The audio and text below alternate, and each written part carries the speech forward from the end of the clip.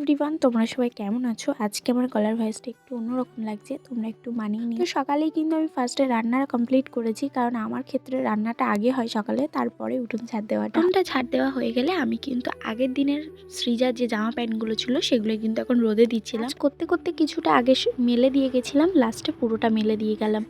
আমি বাইরের কাজগুলো কমপ্লিট করে নিই, তারপরে ঘরের ভিতর সৃজাকেও সামলাই আর ঘরের কাজগুলো কমপ্লিট করি। তোমাদের কি মনে হয় এটা আমাকে কমেন্টে অবশ্যই জানিও, ঠিক কিনা। তো আমি এখন ঘরের একটা একটা করে কাজ গোছাবো, তাই আগে গ্যাসটা পরিষ্কার করব, টেবিলটা, তারপরেই ঘরের বাদবাকি কাজগুলো একা একা করে নেব।